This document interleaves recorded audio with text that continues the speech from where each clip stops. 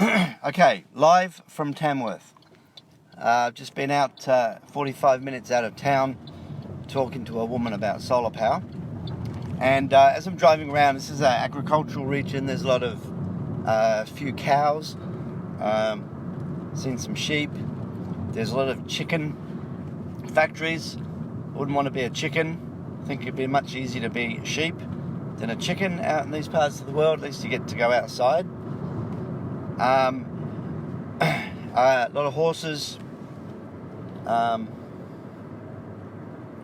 woman that I was talking to reckons that the neighbours shot her dog. It's like, well, welcome to the country. Anyway, so what I want to talk about specifically is the albedo effect. Okay, so I'm an environmental scientist. I have an environmental science degree with honours out of Griffith University, and I've been doing this stuff for 20-something years now, and I know things that other people don't know because I'm an environmental scientist. And one thing I know about is the albedo effect, not to be confused with the libido effect, okay, which is something very, very different, okay?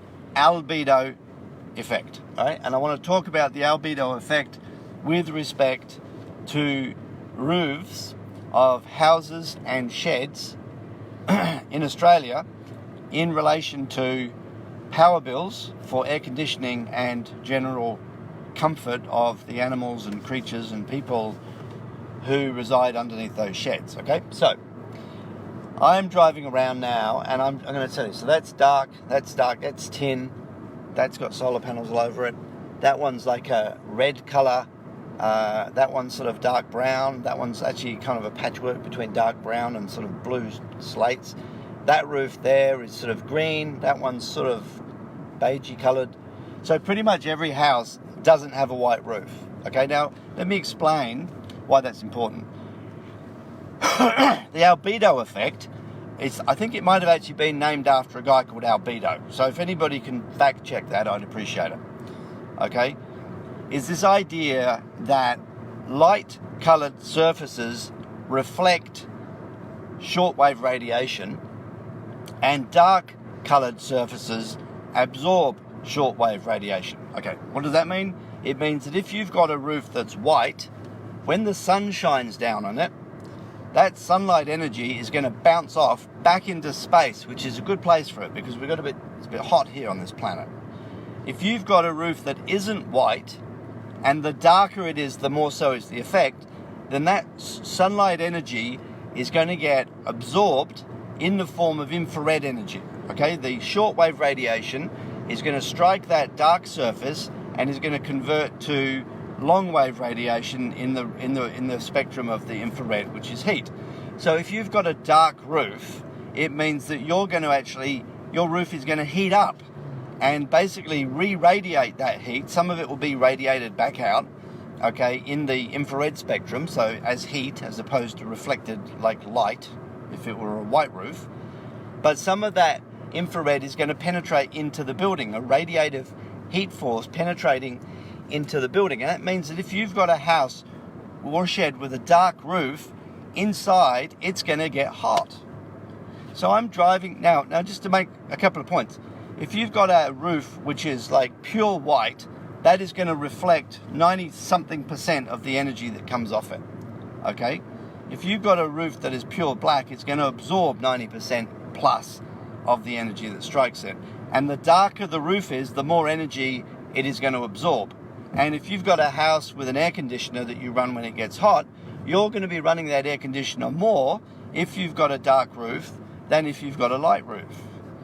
Now, if you've got a chicken shed, and there's a lot of chicken sheds out here, okay, and a chicken shed is basically a shed, I don't know, it might be 60 metres by 15 metres or something. It's basically a big long rectangular shed with a whole bunch of poor chickens in it, okay, and most of these sheds are basically that sort of zinc-aluminum colour. Turning a corner. Fuck, dropped the fucking phone.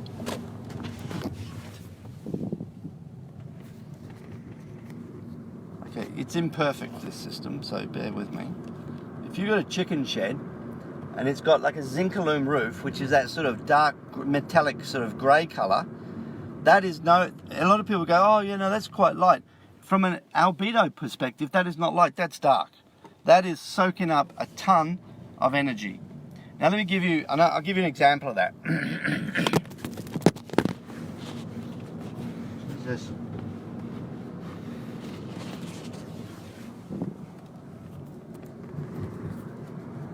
Okay, I dropped the phone again. So, years ago in Townsville, North Queensland, lots of sunshine. There was a council depot where they had a shed there where they used to do the maintenance on the garbage trucks, right? They'd have 2 maintenance bays. It had a pit. They'd drive the garbage truck over the pit and then they'd, service it, do oil changes, fix it, whatever. I tell you, it was a bloody awful place to work, mate. It was awful. Apart from the fact, it was hot. It was hot because it was just a zinc-aluminum tin shed with the sun beating down, like those big industrial fans. And it was just hot, and it was sort of muggy in there, and it was humid, and it stank because it was like, garbage trucks. And, not a nice place to work. Anyway, so I got this commission to basically do solar roof paint on it. So I went up on the roof with a high pressure blaster. We blasted the tin, which basically removed all the grime and all of the loose rough flakes. We went back later on with a primer and basically sprayed this sort of red primer stuff over anywhere where there was visible rust. And then we went over it with this white paint. And this white paint was a special white paint. It wasn't just white paint, it was white paint with some special herbs and spices that made it even better. It was really thick. It wasn't a thin paint. It was like really thick and stodgy. So when it went on, it didn't go on like a micron thick. It was like, I don't know how thick, but it was like really thick paint. And basically we put it on with an airless spray gun, and basically sprayed this paint. Now, that roof, when we were up on the roof, the zinc roof was so hot that if you put your hand on it, you were in extreme pain.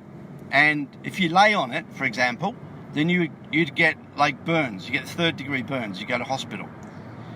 Once we'd put this paint on it, which dried pretty quickly, we actually laid on the roof at lunchtime. It was just completely cool. It went from being extremely hot to cool. And that's the albedo effect, because the sunshine hits the white surface and the energy bounces back into space. If it hits the dark surface gets hot and radiates heat into the building. Now, for some reason in the Australian psyche, the albedo effect simply does not exist, because you can drive around this suburb in Tamworth and see brand new buildings going up, okay, with black fucking roofs or dark roofs. They should mandate in this country that all roofs on all new buildings are all goddamn white, unless you're in a part of the country where you really, really, really need to absorb some heat because it's really cold or something. Okay, and I'm thinking about those chicken sheds that have got thousands and thousands of chickens in them under those tin roofs, and those chickens are just going to be in a really uncomfortable hot conditions, and they're going to have big fans running to try and keep the chickens cool, which means they're going to be using electricity, which is probably coming from the mains, which is probably coal-fired electricity. So here we've got these 2 effects, right? So we've got on one hand, like let's say the difference between a chicken shed with a white roof versus a chicken shed with the normal zinc roof, right? The chicken shed with the white roof, all of that sunlight energy bounces back into space. Now on a clear day when there's no clouds to absorb it, whatever, then basically you're helping to cool the local environment, right? Okay, with the zinc-aluminum shed, that energy is coming in, absorbed into the tin, re-radiated, heating the place up, and then plus on top of that, you've got to burn coal-fired power in order to run a fan to keep your chickens cool. So you've actually got 2 heating effects, okay? So, look, I'm actually nearly at my destination, and I think I've got to the end of my rant about the albedo effect, but there is a business in Australia for going around to places with dark roofs and then signing them up to basically paint the roof with this special white paint.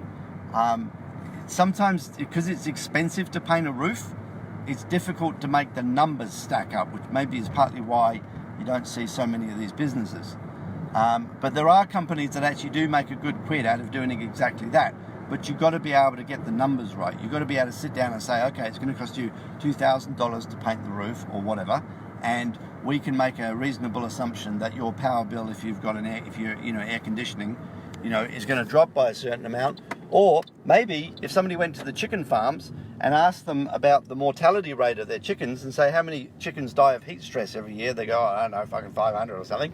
You go, well, 500 by, 5 years is what, 2,500 chickens at $5 a chicken. That's 2,500 by 5 is what, I don't know, $1,000 or whatever. So maybe there's a business case there. Quite apart from the animal welfare aspect, there's got to be a business case for putting white roofs on chicken farms in Australia. Can somebody please get onto that? Thank you.